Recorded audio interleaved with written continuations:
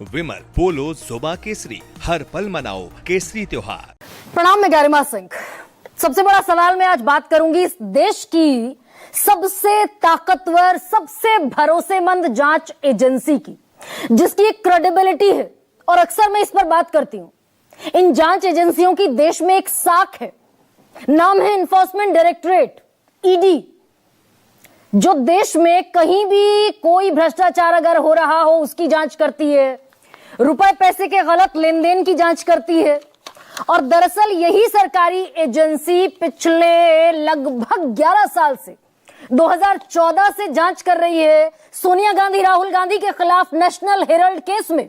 और आरोप यह लगाया गया था ईडी की तरफ से, एनफोर्समेंट डायरेक्टरेट की तरफ से, और सिर्फ इन दो लोगों पर नहीं है, सोनिया गांधी, राहुल गांधी, सैम पित्रोदा, ऑस्कर फर्नांडीज, मोतीलाल वोरा, कांग्रेस के तमाम बड़े नेताओं के खिलाफ जांच इस बात की चल रही है 2014 से, 11 साल से, कि भाई इन लोगों ने, इन सबों ने 2000 करोड़ की संपत्ति हड़प ली है। ये आरोप है।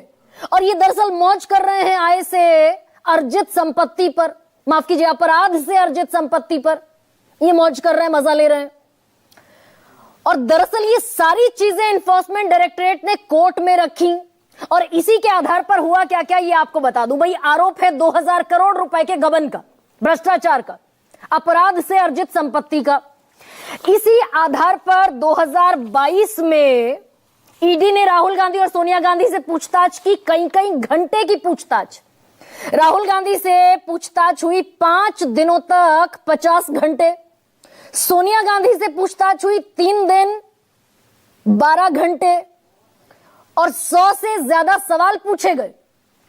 और इसके बाद अगर मैं आऊं 2023 में, ये 2022 में पूछताछ हुई, 2023 में क्या हुआ, एनफोर्समेंट डायरेक्टरेट ने, जिसे मैं मोस्ट क्रेडिबल इन्वेस्टिगेटिंग एजेंसी मानकर चल रही हूं, देश मानता है, मेरे मानने से कोई बहुत खास फर्क नहीं पड़ता, 2023 में इन्होंने बड़ी कार्रवाई की। इन्हीं तमाम लोगों के खिलाफ 661 करोड़ रुपए की अचल संपत्तियां सीज कर दी गई और 90 करोड़ रुपए के शेयर जब्त कर लिए गए। और ये जानकारी एनफोर्समेंट डायरेक्टरेट ने 12 अप्रैल 2025 को दी कि दिल्ली, मुंबई, लखनऊ की सारी प्रॉपर्टी सीज की गई, क्योंकि ये सब दरअसल अपराध से अर्जित आय से जुड़ा हुआ था। ये पैसा सारा मनी लॉन्ड्रिंग का था, जो अपराध है इस देश में। इसी के लिए बाकायदा एक्ट है, prevention of money laundering act. अब ये सारी चीजें हुई तो ईडी ने चार्जशीट दाखिल की। भाई 2014 से ईडी जांच कर रही थी इस मामले की, और एक नैरेटिव भी देश में बनता था कि भाई भ्रष्टाचारी परिवार है, राहुल गांधी, सोनिया गांधी सब भ्रष्टाचारी हैं, ये नामदार हैं, शहजादा, और इस तरह का नैरेटिव। और ये भी मैं दरअसल हवा में नहीं कह रही, प्रधानमंत्री नरेंद्र मोदी इस पर आरोप लगाया करते थे। 12 नवंबर 2018 को उन्होंने कहा कि जो मां बेटे रुपयों की हेरा फेरी में जमानत पर घूम रहे हैं, जमानत पर जिंदगी जी रहे हैं, वो आज मोदी को सर्टिफिकेट दे रहे हैं। 2015 में दरअसल जमानत मिली थी इस मामले में, दिल्ली की पटियाला हाउस कोर्ट से, शायद, if I am not wrong. तो अब ईडी ने चार्जशीट दाखिल की। भाई हमारे देश में किसी के खिलाफ अगर चार्जशीट अदालत में दाखिल हो जाए तो इट्स अ बिग इवेंट। इसमें सोनिया गांधी नंबर 1 आरोपी थी इस चार्जशीट में ईडी की, जो राउज एवेन्यू कोर्ट में दाखिल की, और राहुल गांधी नंबर 2 आरोपी थे। और फिर वो जितने भी नाम मैंने गिनाए, उसमें कुछ कंपनीज में थी, उसमें कुछ कांग्रेस के और बड़े नेता थे, सैम पित्रोदा, सबके खिलाफ ईडी ने अप्रैल 2025 में, अभी 6 महीने पहले, चार्जशीट दाखिल की। और इसमें ईडी ने कोर्ट को क्या बताया, ये आपके सामने नट शेल में छोटा सा एक इंफॉर्मेशन रख देती हूं।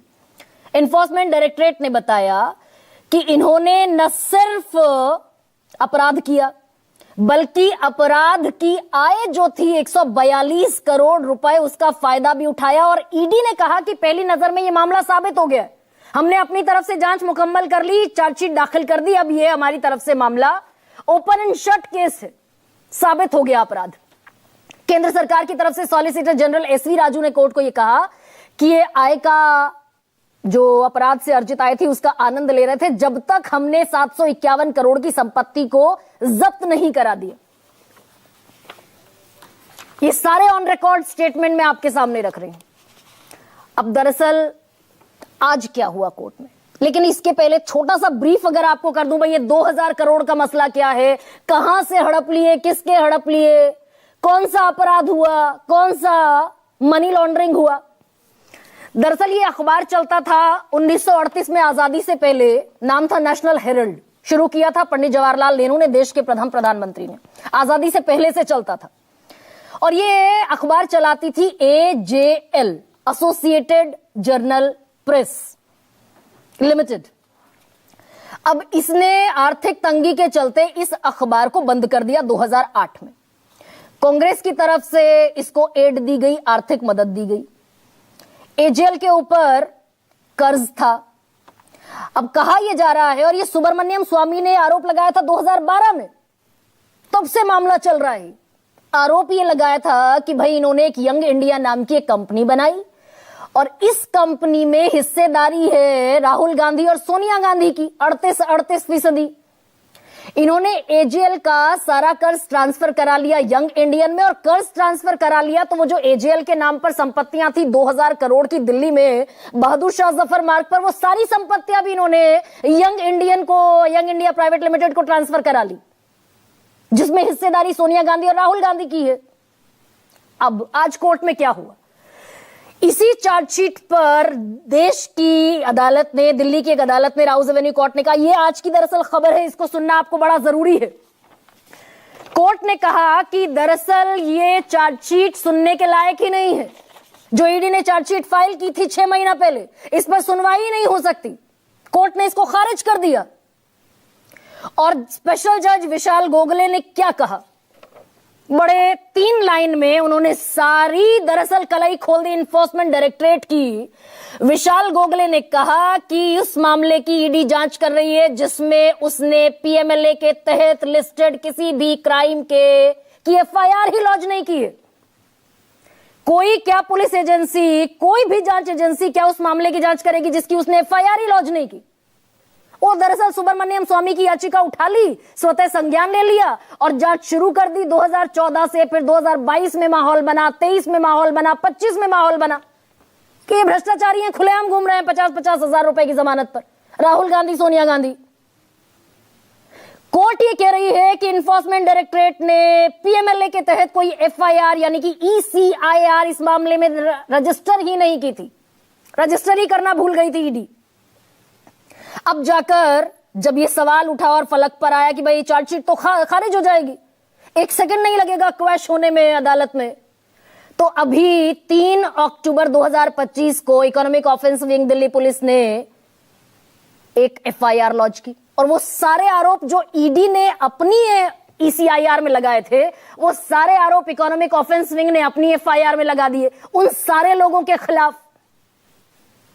तो जब ईडी की चार्जशीट ही क्वैश हो गई, और ये दरअसल दिल्ली पुलिस को याद आया 13-14 साल बाद, 2012 में सुब्रमण्यम स्वामी ने याचिका दाखिल की थी पटियाला हाउस कोर्ट में दिल्ली की। ये याद आया दिल्ली पुलिस को 13 साल बाद कि हम FIR दाखिल करना तो भूल ही गए। तो दरअसल गजब हो रहा है क्या इस देश में। और ये दरअसल हेमंत सोरेन के मामले में भी मैंने इस पर कई बार चर्चा की। कहां से उठाया गया था सिटिंग मुख्यमंत्री को, झारखंड के हेमंत सोरेन को, लोकसभा चुनाव से ठीक पहले राजभवन गए इस्तीफा सौंपने, वहीं से ईडी ने गिरफ्तार कर लिया कि भाई इतना संगीन जुर्म किया हेमंत सोरेन ने। और अवैध अतिक्रमण का, खनन का मामला, मनी लॉन्ड्रिंग का मामला, जमीन पर कब्जे का मामला, 151 दिन जेल में रहा सिटिंग मुख्यमंत्री, इस्तीफा देना पड़ा। इस बीच पूरा लोकसभा चुनाव निकल गया उनकी गैर मौजूदगी में। झारखंड मुक्ति मोर्चा ने अपने सबसे बड़े नेता की गैर मौजूदगी में चुनाव लड़ा। और क्या कहा फिर कोर्ट ने, इसको सुनिए जरा। और मैं ये सबसे बड़ी जांच एजेंसी की बात कर रही हूं, फिर अंडरलाइन कर रही हूं। हाईकोर्ट ने जब जमानत दी हेमंत सोरेन को, तो कहा कि 8.86 एकड़ भूमि के कब्जे में भागीदारी का कोई संकेत नहीं है हेमंत सोरेन की। विशेष रूप से या अप्रत्यक्ष रूप से भी शामिल होने का कोई साक्ष्य नहीं। Coated by the high court, Ranchi high court. और हेमंत सोरेन अपराध की आय से जुड़े होने में शामिल नहीं है। ये 3 टिप्पणियां की हाईकोर्ट ने और जमानत दे दी 151 दिन बाद। पर जो नुकसान हुआ उसकी भरपाई कौन करेगा? चुनाव लड़ना पड़ा झारखंड मुक्ति मोर्चा को उनकी एब्सेंस में। और कोर्ट ने ये 3 टिप्पणियों के साथ जमानत दे दी हेमंत सोरेन को। देश का सुप्रीम कोर्ट ईडी को कहता है कि आप ठगों की तरह व्यवहार नहीं कर सकते।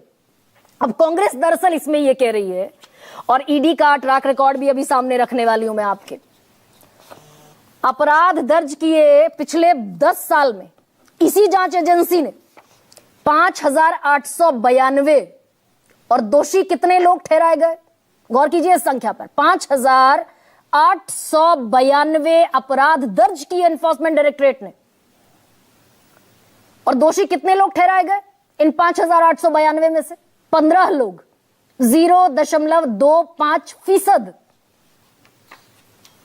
अब कांग्रेस ये कह रही है कि हम, ये तो नॉन प्रॉफिटेबल कंपनी थी यंग इंडियन, इसके तहत ना 1 रुपया इधर जा सकता है, ना 1 रुपया इधर लिया जा सकता है, ना किसी पर खर्च हो सकता है। प्रियंका गांधी आज कह रही हैं, तो हमने कंपनी एक्ट निकलवाया कि भाई सच कह रही है कांग्रेस या इसमें भी कुछ गड़बड़ झाला है।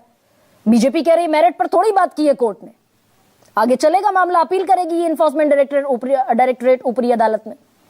तो दरअसल ये कंपनी जिसके तहत भ्रष्टाचार का मामला बनाया गया है, ये कंपनी एक्ट के सेक्शन 8 के तहत रजिस्टर्ड है। और क्या है इसमें नियम?